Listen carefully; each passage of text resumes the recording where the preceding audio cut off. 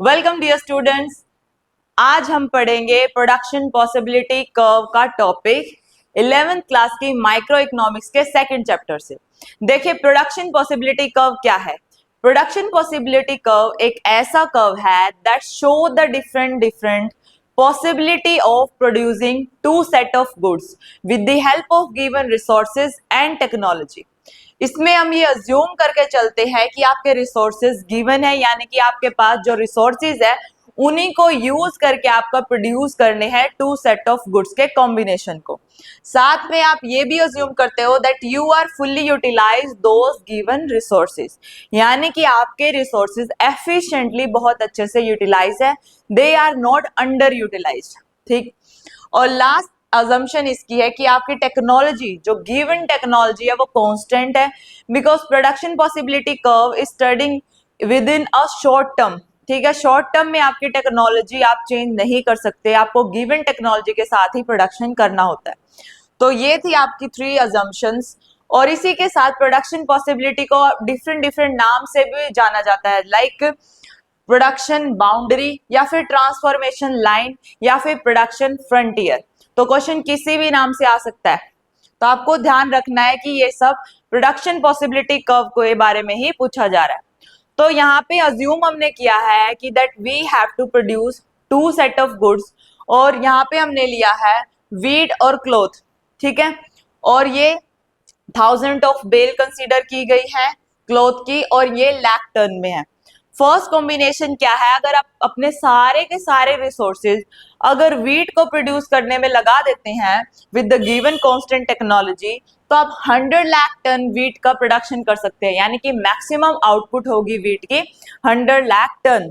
और क्लॉथ की आप कोई प्रोडक्शन नहीं करोगे, because all the resources are converted towards wheat. Second combination है, अगर आप थोड़े रिसोर्सेज वीट से हटाकर क्लॉथ पे शिफ्ट कर देते हैं, तो आप 1000 ऑफ बेल क्लॉथ की प्रोड्यूस कर सकते हैं, but you have to reduce the resources, you have to sacrifice the production of wheat from 100 to 90। अब आप 90:1 का आपका रेशो होगा। ऐसे ही जैसे जैसे आप वीट का प्रोडक्शन कम करते जाओगे तो क्लॉथ का प्रोडक्शन आपका बढ़ता जाएगा। अगर आप सारे के सारे रिसोर्सेज को हटाकर शिफ्ट कर देते हैं क्लॉथ पे, तो मैक्सिमम प्रोडक्शन होगा आपका 4000 बेल्स ऑफ क्लॉथ। ठीक है, तो ये थे combination of production possibility curve कि आप गिवन रिसोर्सेज को दो गुड्स में कैसे बांटेंगे। ठीक है, उसका मैक्सिमम किसी भी पर्टिकुलर गुड का क्या प्रोडक्शन है। ठीक है, ये हमने जान लिया। इसको हम प्रोडक्शन पॉसिबिलिटी कर्व पे कैसे शो करेंगे, या फिर प्रोडक्शन पॉसिबिलिटी कर्व लाइन कैसे ड्रॉ करेंगे। देखिए, यहाँ पे मैंने लिया है क्लॉथ, यहाँ पे क्लॉथ का प्रोडक्शन है और यहाँ पे आपका वीट का प्रोडक्शन है।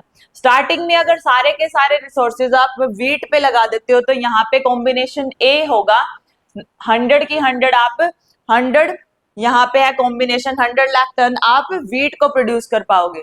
और यहाँ पे X6 पे हमने लिया है क्लॉथ का प्रोडक्शन। अगर आप मैक्सिमम पूरे के पूरे रिसोर्सेज यहाँ पे लगा देते हो, तो आपका कॉम्बिनेशन ई होगा।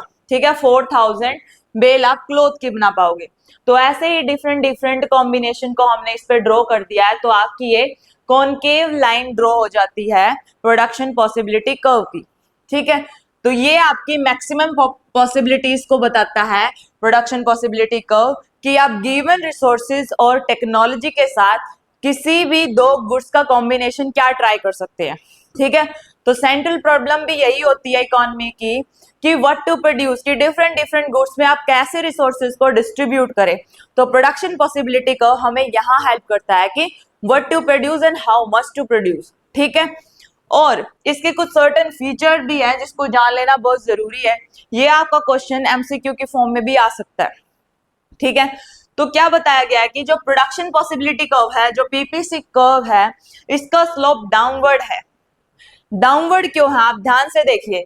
जैसे जैसे आप वीट से अपने रिसोर्सेज को शिफ्ट कर रहे हैं क्लॉथ के ऊपर, तो आपके जो ये प्रोडक्शन है वीट का वो कम होता जा रहा है। देखिए, पहले इतना प्रोडक्शन था, नेक्स्ट कॉम्बिनेशन में ये इतना हो गया, फिर उससे नेक्स्ट कॉम्बिनेशन में इतना हो गया, लास्ट में बिल्कुल जीरो हो गया। इट मींस जैसे जैसे आप एक गुड्स का प्रोडक्शन ज्यादा करना जाओगे, ज्यादा करोगे, तो automatically you have to reduce the production of other set of good, ठीक है। If you are increasing the production of wheat, you have to decrease the production of cloth, और वाइस वर्सा। जैसे आप क्लॉथ को बढ़ाओगे तो आपको wheat कम करना पड़ेगा, और व्हीट के बढ़ाओगे प्रोडक्शन को तो आपको क्लॉथ का बढ़ाए तो क्लॉथ का कम करना पड़ेगा, ठीक है। नेक्स्ट फीचर है, तो इसी वजह से ये डाउनवर्ड स्लोपिंग है कि ये ऐसे डाउनवर्ड जा रहा है, ठीक है। It is not like upward, it is downward sloping, ठीक है। आगे है production possibility curve is concave, it is concave to the origin. देखो दो तरीके से कर्व बनते हैं, एक होता है कॉन्वेक्स टू द ओरिजिन और एक होता है, देखिए कोई भी कर्व दो तरीके से बनता है, एक होता है कॉन्वेक्स टू द ओरिजिन और एक होता है कॉनकेव टू द ओरिजिन, ठीक है। तो ये जो प्रोडक्शन पॉसिबिलिटी कर्व है ये कॉनकेव टू द ओरिजिन है rather than convex to the origin. इसका मतलब है you have to sacrifice the production of one set of good to increase the production of other set of good. It means here is a opportunity cost of producing cloth, ठीक है। अगर आपको cloth का production बढ़ाना है, you have to sacrifice the production of wheat. तो cloth को की एक एक्स्ट्रा यूनिट को बढ़ाने पर आपको जितना अपॉर्चुनिटी कॉस्ट, जितना आपको सेक्रीफाइस करना पड़ रहा है व्हीट के प्रोडक्शन का, उसी की वजह से आपका ये जो है प्रोडक्शन पॉसिबिलिटी का कॉनकेव है। इसकी शेप इस तरीके से है, ठीक है। इट मीन्स दोनों एक दूसरे से रिलेटेड है। जैसे ही आप एक को बढ़ाओगे आपको दूसरे का प्रोडक्शन सेक्रीफाइस करना होगा, that is why it is concave to the origin. तो ये थे इसके बेसिक फीचर्स। आगे है आपका next topic, attainable and unattainable combination of goods. Next हमारा टॉपिक है attainable and unattainable combination of goods. देखिए हमने टू सेट ऑफ गुड्स को अज्यूम किया था, व्हीट एंड क्लॉथ को। आप कोई भी दो सेट ऑफ गुड्स के कॉम्बिनेशन को ट्राई कर सकते हैं प्रोडक्शन के लिए, डिफरेंट डिफरेंट कॉम्बिनेशन बना सकते हैं with the help of PPC curve. तो अटेनेबल और अनअटेनेबल कॉम्बिनेशन कौन से हैं? अगर मैं प्रोडक्शन का कोई भी combination with in the PPC curve decide करती हूँ यहाँ पे कहीं भी, और प्रोडक्शन पॉसिबिलिटी कर्व के ऊपर मैं कोई भी कॉम्बिनेशन अगर ट्राई कर रही हूँ, तो उस कॉम्बिनेशन को हम कहेंगे अटेनेबल। बिकॉज जो रिसोर्सेज की जो कैपेबिलिटी है वो मैक्सिमम है पीपीसी कर्व के ऊपर, इसके अंदर रह के आप कहीं भी प्रोडक्शन कर सकते हैं, और इसके ऊपर भी, यानी कि ये इसकी मैक्सिमम रेंज है, यहाँ पर आप फुल्ली यूटिलाइज कर सकते हैं रिसोर्सेज को। तो गिवन सेट ऑफ रिसोर्सेज में आप जितना मैक्सिमम प्रोडक्शन कर सकते हैं तो उसको बोलेंगे अटेनेबल कॉम्बिनेशन ऑफ गुड्स, ठीक है।